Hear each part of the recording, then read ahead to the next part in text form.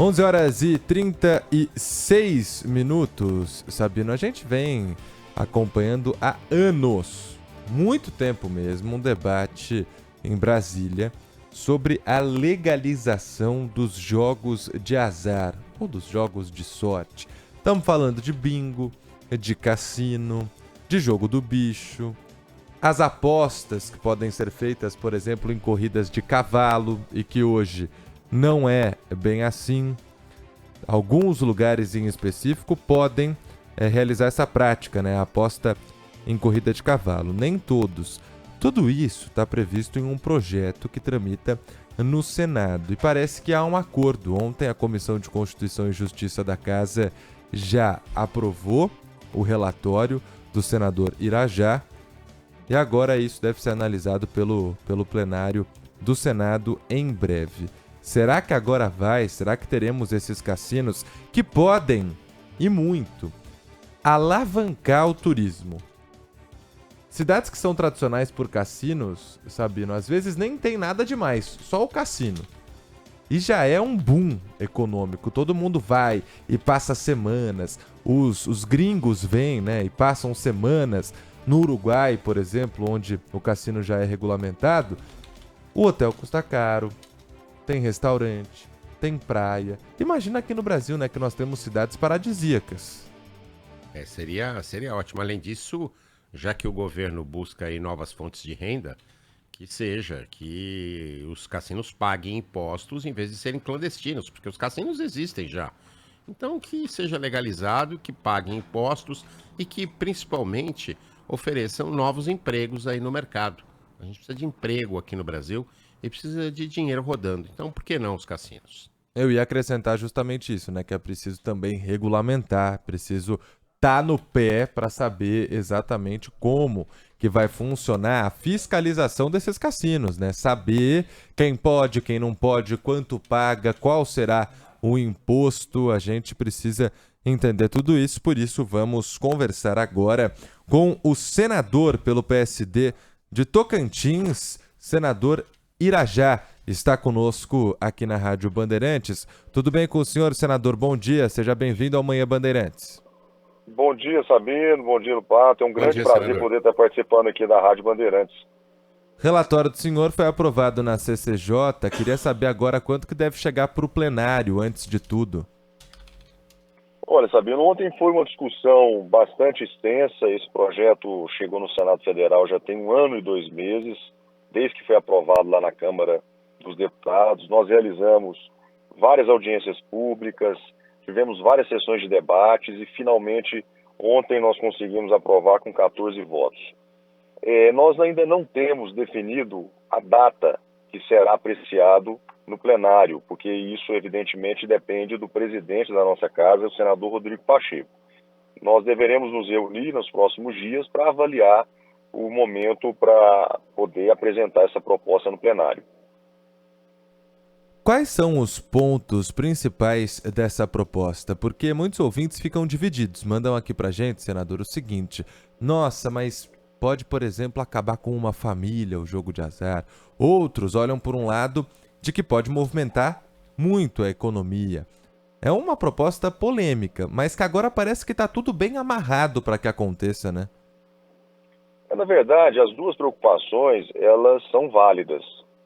É importante a gente destacar, sabendo que os jogos é uma realidade no país. Está presente na vida e na rotina das brasileiras e dos brasileiros, isso há séculos. O jogo do bicho, todos sabemos, foi inventado em 1892. Né? Os bingos também, há mais de 4, 5 décadas. E os cassinos também funcionam de forma clandestina. O problema é esse. Tudo isso está acontecendo de forma irregular, clandestina e, o pior, sobre o comando e o controle das organizações criminosas, das milícias, né? E coisas do gênero. O que nós queremos é fazer justamente a correção disso. Nós queremos poder regulamentar esse setor para credenciar essas empresas que vão atuar, poder fiscalizar, poder monitorar Isso além de poder gerar recursos para o caixa da União, dos estados e dos municípios, para isso ser revertido em benefícios para a população, porque isso hoje não está acontecendo. Então, só com esse enfrentamento, né, é que nós iremos conseguir mudar, infelizmente, essa triste realidade que está no dia de hoje. Porque o que mais os bandidos, as milícias e o crime organizado quer é continuar operando à margem da lei, na sombra da lei, ou seja, na ilegalidade. Isso só favorece o crime organizado e não traz nenhum tipo de benefício ao Brasil. Esse é um primeiro ponto. Segundo ponto, se nós fizermos uma avaliação de todos os países no mundo que fizeram essa reflexão, fizeram esse enfrentamento com responsabilidade, com seriedade e disseram basta ao jogo ilegal e clandestino, essas economias dos países cresceram socialmente e economicamente. É só a gente pegar os indicadores desses países que implementaram os jogos e apostas há 5, 10, 15, 20 anos. Não teve sequer um exemplo de país civilizado ou democrático que tenha arrependido de ter feito isso, ou que tenha voltado atrás, porque só houveram avanços e não houve retrocesso. Se você pegar os 20 países, das 20 maiores economias mundiais que compõem o G20, e o Brasil faz parte, para você ter um exemplo, apenas a Indonésia e a Arábia Saudita, que são países muçulmanos, ainda não regulamentaram. Todos os outros países emergentes do primeiro mundo o fizeram e, obviamente, tiveram ganhos sociais e econômicos. Dobrou o número de visitantes que visitam esses países no universo de 5 anos, numa média geral, gerou emprego, gerou renda, evidentemente também aumentou a arrecadação desses países, né, para que eles pudessem fazer esse tipo de investimento. Senador, queria só perguntar de emprego, né? O senhor falava sobre economia, já tem uma estimativa, senador, de quantos empregos devem ser gerados com a legalização, se aprovada?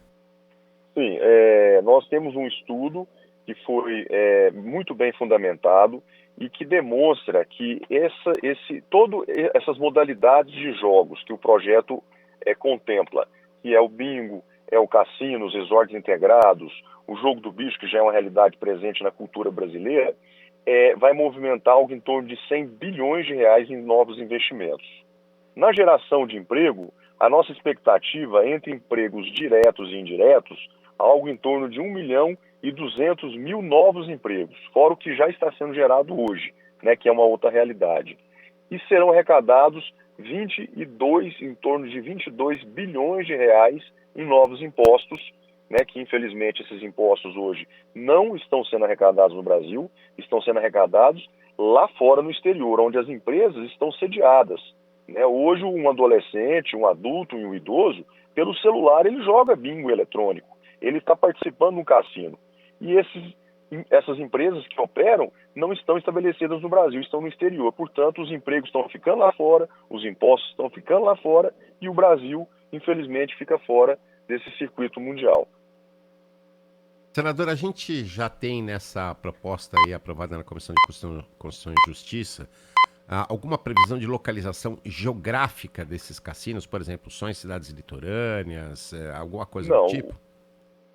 A Câmara dos Deputados e também o Senado Federal fez a opção em aprovar um projeto mais conservador. Quando eu digo conservador, é porque cada estado da federação, dos 27 estados, poderão ter apenas um resort integrado, um cassino, né, que será na modalidade de licenças, de concessões.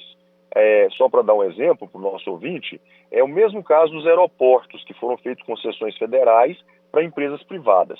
Então será admitido apenas uma licença por estado, com exceção de 4 estados, que são os 4 estados mais populosos do país, que é São Paulo, que poderão ter até 3, o Rio de Janeiro, a Bahia e Minas Gerais, até 2 concessões. No norte do país, alguma exceção também ou não? Existem 2 exceções também, foi bem lembrado por você. O estado do Pará e o Amazonas, pela sua questão territorial.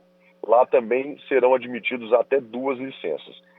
Exceto esses estados, São Paulo, Rio, Minas, Bahia, Amazonas e Pará, todos os demais serão uma licença federal. Como vai funcionar a fiscalização desses estabelecimentos e a tributação, senador? Olha, dentro do projeto tem a previsão além dos recolhimentos dos impostos normais que qualquer empresa nacional paga, né, independentemente do seu regime tributário, há também o recolhimento da CID, que nós criamos no projeto, de 17% sobre toda a movimentação que houver, né, além dos impostos tradicionais, como eu disse. O controle, a fiscalização, evidentemente, num segundo momento, quando for feita a regulamentação dessa matéria, será definido. Por exemplo, será o Ministério do Turismo que fará o licenciamento para o seu órgão fim, né, ou o Ministério da Fazenda, né, a Receita Federal, a Polícia Federal, enfim. Então, o Executivo, que é o poder responsável em poder normatizar isso, né, estabelecer a criação da agência reguladora, que está prevista também dentro do projeto, para monitorar e fiscalizar. Então, tudo isso vai ser discutido nesse segundo ciclo. O senhor acha que já está superada a restrição que a bancada evangélica faz em relação ao assunto? Olha, eu respeito a opinião dos parlamentares que compõem a bancada evangélica, mas se a gente fizer uma discussão muito racional, serena e equilibrada, porque é um projeto que vai trazer uma agenda econômica e social para o Brasil. Não se trata de duelar, né, se é um projeto de esquerda ou de direita. É um projeto que vai trazer um ganho extraordinário para a nossa economia, para o turismo brasileiro, que está tão carente, tão prejudicado desde a pandemia. O Brasil recebe apenas 6 milhões de turistas por ano, recebe menos que a Argentina, que recebe 7 milhões, sem desmerecer o nosso país vizinho, recebe menos que a Torre Eiffel em Paris, que recebe 6 milhões e meio de pessoas anualmente, e o nosso país, com todas as belezas, toda a potencialidade, recebe apenas 6 milhões. Então, esse projeto ele vai também representar uma oportunidade de inserir, de posicionar o Brasil no calendário mundial do turismo, que o Brasil está fora. Hoje você tem lá Cancún, você tem Argentina, você tem lá os Estados Unidos através de Las Vegas, você tem Singapura, você tem Macau, você tem os países na Europa. Ou seja, o turista internacional ele tem a opção de escolher entre esses lugares. Como o Brasil está fora desse circuito, o Brasil fica prejudicado.